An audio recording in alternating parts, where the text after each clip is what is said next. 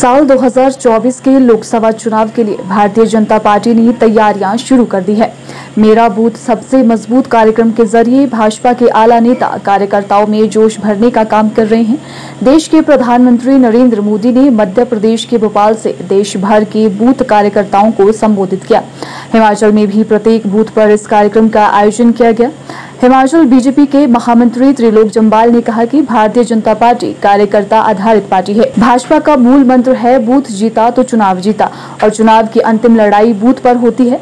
Booth को मजबूत कर भाजपा फिर साल 2024 के लोकसभा चुनाव में जीत हासिल करेगी। हम सब जानते हैं कि भारतीय जनता पार्टी कार्यकर्ताओं की पार्टी है, कार्यकर्ता आधारित पार्टी है। आज पूरे देश भर में अपना बूथ सबसे मजबूत, इस कार्यक्रम का आयोजन प्रत्येक बूथ पर हो रहा है।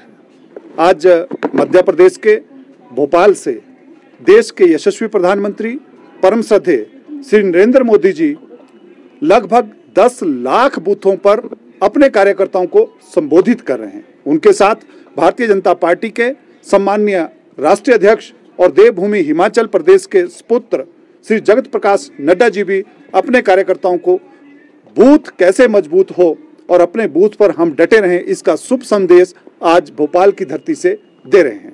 हिमाचल प्रदेश में भी प्रत्येक बूथ पर यह कार्यक्रम प्रत्येक कार्यकर्ता सुन रहा है। प्रत्येक बूथ पर आज भारतीय जनता पार्टी के कार्यक्रम है, क्योंकि हमारा मूल मंत्र है कि बूथ जीता तो चुनाव जीता। और 2024 की जो आपने बात की है, क्योंकि चुनाव की अंतिम लड़ाई बूथ पर होती है, तो इसलिए 2024 की दृष्टि से भी भारतीय जनता पार्टी का जो महासंपर्क अभियान चल रहा है, जिसका मैं प्रदेश का काम देख रहा हूं, उसके तहत भी हम 30 तारीख तक प्रत्येक बूथ तक प्रत्येक कार्यकर्ता से मिलने का भी प्रयास करें। देखिए, ये वही विपक्ष है जो 2014 में भी साथ था। तब भारतीय जनता पार्टी ने पूरे देश भर में 282 सीटों के साथ अपनी सरकार बनाई थी। ये वही विपक्ष है जो 2019 में भी साथ था। तब भारतीय जनता पार्टी ने 303 सीटों के साथ देश में अपनी सरकार बनाई थी। अब मुझे लगता है कि इस बार 303 से ऊपर ही भारतीय जनता पार्टी अपनी सरकार बने। देखिए, प्रदेश में सरकार बने हुए 6 महीने हो गए। प्रदेश सरकार ने जिस दिन सत्ता संभाली थी, अर्थात 11 दिसंबर को, तो 12 दिसंबर को लगभग 1000 इंस्टीट्यूशन बंद किए थे। और पहले दिन से लेकर आज तक वो सिर्फ वित्त प्रबंधन की बात कर रहे हैं, प्रदेश सरकार को चलाने की तरफ कोई ध्यान नहीं दे रहे हैं। जब वो प्रदेश को चलाने में, प्रदेश की अर्थव्यवस्था को संभालने में बिल्कुल ध्यान नहीं दे रहे हैं, यही कारण है कि प्रदेश की अर्थव्यवस्था दिन प्रतिदिन डगमगा रही है। मुझे लगता है कि वो बजाय भारतीय जनता पार्टी को कोसने के, वो अपने सरकार को संभालें और सरकार को ठीक रूप से चलाएं।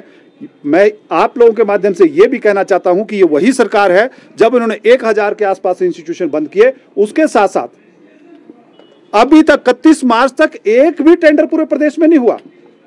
अब उसके बाद जो टेंडर हो रहे हैं वो भी पिक एंड चूज है और बड़े लिमिटेड टेंडर हो रहे हैं, जबकि अब तो विकास की गति और बढ़नी चाहिए थी।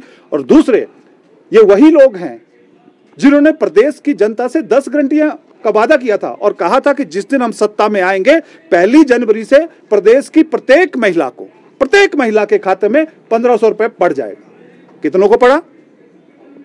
तो इसलिए उन्होंने कहा था कि 300 यूनिट बिजली खरीदेंगे, 2 रुपए किलो गोबर खरीदेंगे। तो उन्होंने 10 गारंटियां दी थी। एक भी गारंटी बता दें कि पूरी की, एक गारंटी बता दें। और जब ओपीएस की बात करें, हमने भी कहा था कि हम एम्प्लॉइयों के विरोधी नहीं है, लेकिन हम कह रहे थे कि पहले फंड की व्यवस्था की जाए, तब ओपीएस का वो किया जाए। तो उन्होंने कहा था कि हम 1 जनवरी से ओपीएस देंगे। क्या हुआ? आज फिर कह रहे हैं कि ओपीएस को लेकर फिर बैठक।